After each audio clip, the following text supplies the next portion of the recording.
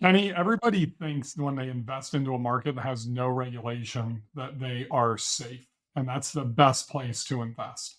I'm going to argue on this episode, and actually, I don't think I'm going to have to argue with you, but that is probably the most unsecure place to invest. Agree or disagree?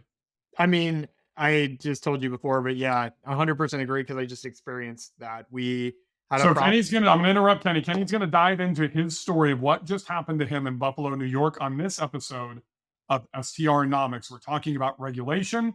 We're probably going to dive into advocacy. And Kenny's going to tell you a story of how Buffalo, New York went from no regulation to a complete shutdown. Kenny, tell your story. Yeah. As Bill said, and most of you who listen to this know that I live in Buffalo, and that's kind of where I got started with short term rentals.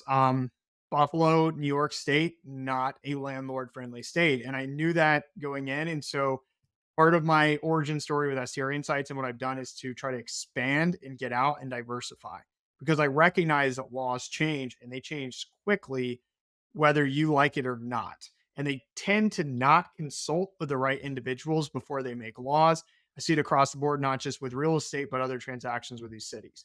So recently, New York City passed a law banning short term rentals in most of the city. Well, that set precedents in our state. And Buffalo really didn't have any rules at the time, anything that they were actually enforcing or going after.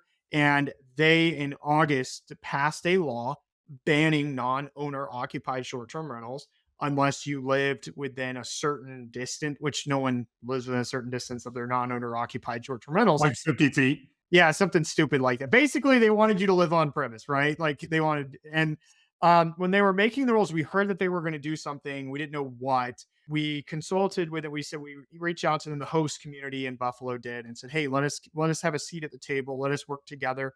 And they told us, "No, we're going to figure it out. We've got it." Let me ask you something about that point right there. So, was there any advocacy in place? Was there an organization in place in Buffalo before this happened? No, no, Is there and one now?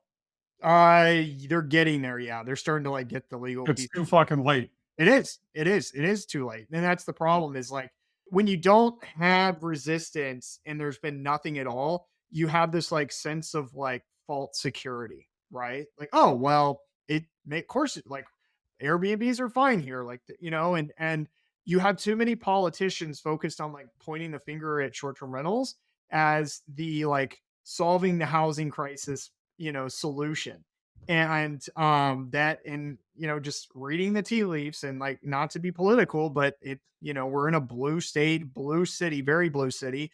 They're going to go after those easy wins of let's just ban this blindly, and they're heavily motivated by hotels. There's I guarantee you hotels are lining their pockets and saying yes, like, yeah, you should do this is going to help you solve the problems and help our businesses too. And so they didn't consult with anyone, and they came out and said no more owner occupied. And they not only passed that, but then they hired some third party to go find these ones and send out notices. And then they put cease and desist out right like the month after, and then it's like a $1,500 a day fine if you operate. So it's pretty crazy.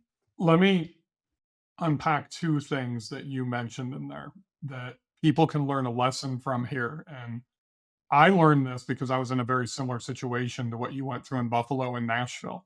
Not in the real estate space, but when I had a $10 million ground transportation space and this little company called Uber, came into our market illegally. And Travis Kalanick, the CEO, knew if he could gain public backing, the public opinion to support him, if he could, get a critical mass fast enough, and if he could string out, city council hearings and getting banned because he was opening up every city in the world illegally. But he was smart because he knew that if he could get public opinion behind him, that he could win and he could beat them. And now Uber's hands down the largest ground transportation company in the world by far, by like 5x. The moral of the story here, folks, is I started the Tennessee Livery Association to combat them. We raised $400,000 that we used for lobbying to combat them.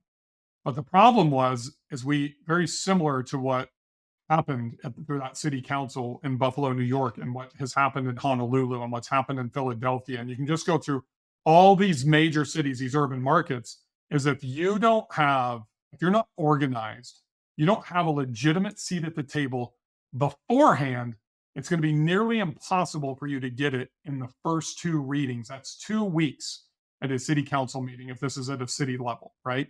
So, what I want you guys to understand is that you need to advocate today. If you are in a market, Blue Ridge, Alij got hit with this like a year ago or whatever. Remember when that happened? I mean, almost every place, unless you're in a traditional vacation rental market that has been established there, and that's like the number one, form of income for that municipality, like the Smokies, the Smokies is even having some issues right now with the garbage stuff and the sprinklers and all those things, right? It's inevitable for this stuff to happen. Something will happen in Gulf Shores, it'll happen in Destin, but it's not just going to be urban markets and cities. You need to advocate. There's places out there like Rent Responsibly that can help you put, groups together. You need a formal seat at the table ahead of time. The other thing that Kenny said is that the city of New York set precedent for the entire state based on their ruling of how New York City is handling short-term rentals, and he's 100% correct. But there's another bigger caveat to that. California, New York, Boston, Massachusetts, they typically lead the way on regulation, and then it sweeps across the entire country, right? I've seen it in 4 different industries. So when we see the news, and I have Google Alerts set up for all of this, regulation to see what's happening around the country, you see this happen in a place like New York City, it's a matter of time before it swells other places. You see this has happened in Hot Springs, Arkansas. It's happened in Nashville. You can only get a majority as NOO or some type of commercial zoning. This is something that, in my opinion, is probably the second biggest threat, Kenny, to our industry and the way that we do business. And it's also part of my investing strategy. You know what? I think one of the top 10 markets right now to invest into in the entire country is San Antonio, Texas. I believe that market has so much opportunity. I see it and I want to go there. But you know why I don't? Because I don't want to be in an urban market like that. And I don't want to be in a place that can have a swing that is lightly regulated. The hammer hasn't been thrown down there, and go put $500,000-$600,000 in cash and buy 2 or 3 or 4 properties and then have the hammer swing down. You know what I mean? And it's one of the things that scares that, what I went through in the Bourbon Trail. That's a scary place to invest, in my opinion, county to county, city to city. So I think the regulation is hands down, it's either the biggest or the second biggest threat. I think the lack of consistency in our industry of how we host and quality and stuff is the biggest threat, to be honest with you. But I see regulation as the second biggest threat. And at least myself, I believe there's ways that I can try to insulate myself from that by investing into markets that either already have regulation, it's been in place for many, many years or even decades is better, and or the income from the tourists, the taxable income, the general income is the number one source. And I look at Whitefish, Montana, that's it. I look at Smith Lake, that's it. Gold Shores, that's it. Banner Elk, that's it. Cave Creek, a little bit different, than any place else. But I am not in Fountain Hills. I am not in Scottsdale. I am out farther away to try to stay away from that stuff. So I don't know about you. I'd like your opinion, but for me, that's part of my investing strategy. Yeah, no, I agree with you. I'm officially out of Buffalo. I have to, right? Like I have no choice. And come on down to the South, Kenny Bedwell. Come on down to the yeah. From Yankee to Southerner in 6 months. Yeah. I'm saying y'all by the time we hit the STR Wealth That's Conference. a new one. It'll be like a book title or something. Yankee to Southerner in 6 months. Yeah. But the reality is, like, you have to. I just don't like. I don't want to invest in these areas that the community sentiment is like mixed towards short-term rentals. And when you go to a city, although there are benefits of having short-term rentals in a city, most people blame the housing crisis on short-term rentals. Oh, they're just taking all our housing supply up. And it's like, I get it on Instagram all the time, Kenny, and I reply, I think you're way more confident in my abilities than I am, is what I tell them. because you're fucking crazy if you think one human being can impact the housing crisis. Right, right. Seriously, yeah, I went off on some people. Somebody said that on my my Watkins Glen property. I was like, this is a vacation market. Like, get out of here with that. Like, don't even.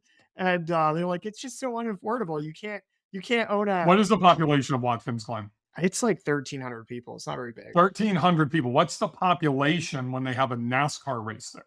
Oh, it's like several. I would probably say like 50,000, 60, 70,000? yeah. Where are they staying? There's not 70,000 hotel Oh rooms. no, they have there's not. I mean, they have to kind of like sprawl out. Some people, it's NASCAR. They bring their RVs. Some people Well, I mean, camp. that's the argument, right? Where do those people stay when it's Exactly. Where do the people stay? 1,000,000 people a year go through the Glen. It's a state park there in Watkins Glen. Like 1,000,000. Where are they staying? Where are people for the winery trails staying? well, those people don't know what the fuck they're doing anyways if they're going to Watkins Glen for wine. I'm just saying. Oh, and you don't have anything else. What do you do? Right? You ship it in from You Napa or ship it in Italy. from You don't Napa. drink wine from Watkins Glen, New York. I'm Oh, sorry. I like, love Watkins Glen. No, I've never been there. I'm sure it's an amazing place, but the wine, why? not so much. You don't know. You don't know till you try it. So Oh, I know, Kenny. I know. Just like you can see a property and you don't need to run a perform on it because it's not investable. That's funny. Anyway, so yeah, I mean, there's all like there's all these, and then there's compression events and festivals and all these other things that go on in the area, and there's nowhere to stay. And these are people who are bringing and paying for the tour, like tourism pays. That's like the main revenue driver of the city. There's no industry there. There's no like, the blue collar workers are all contractors. It's like, but they're working for, these motels or wineries or whatever and building that up. So the sentiment in the city, they've already passed very strict regulations. They put a cap on the number of short-term rentals based on housing supply, but they're not going to change it. They're not going to go all of a sudden one day, we're banning it, because they know the importance of it. And I love, love, love being in that market because I'm very much protected. I'm protected from further competition. I'm also protected from some idiots coming through and trying to just shut down short-term rentals like they did in Buffalo. So I couldn't agree with you more. And I think everybody that's investing into blue states, everybody that's investing into any cities. I mean, look, I live in a red state, but I've got one of the bluest cities in Nashville, right? You need to, and not to get into a whole, you can put all your hate comments down below if you want, right down there. But literally, you need to look at regulation and you need to look at the political climates when you're deciding on the markets that you're going to invest into. yeah, absolutely. I think that's don't just blindly invest in random markets. Understand, one of the first things I look at when I'm going to invest is, what is the political climate like? And then also too, I mean, to be frank, some of these places, You can be Kenny. You don't have to be Frank. okay, I can be Kenny. I'll be Kenny and Frank. So some of these places, like for example, I like to think of, Kentucky, the Bourbon Trail is a really good example. It's county to county. Some counties are a lot more open to short-term rentals, and other counties are not very open to short-term rentals. And as a consequence, the better short-term rentals, like the better opportunities, are right outside, in the counties that are a little more open to it where you can legally get them. And so I'm seeing that in some of these cities that are like, nope. But then right outside of it, because of the tourism it brings, because they're opening up breweries or, distilleries or whatever, restaurants and things can open and thrive where there's tourism. And certain people are realizing that. And so looking for like almost like tertiary communities that support short-term rentals around these major urban areas that don't. It's kind of for me, I've seen some trends there and some positivity. So just food for thought on that. Because we are going to see more urban markets shut stuff down. It's coming. It is coming. It's It's not even coming. It's happening. Yeah, it's true. It's true. Yeah, they will shut stuff down because this industry is maturing. So, do you have are you thinking about this long term? Are you preparing for this long term? If you're not, you need to start thinking. You need to start taking action now. I'd agree. And if you want to leave some hate comments about the politics, make sure you hit the subscribe button first. And we'll see you on the next episode of STRonomics next week. We're going to be back next week, Kenny. Yes, we will. We'll see. We'll see. What would be a surprise? If you see us, you see us. If you don't, We'll be back 100% next okay, week. I guess we're coming back. No, See you guys next week.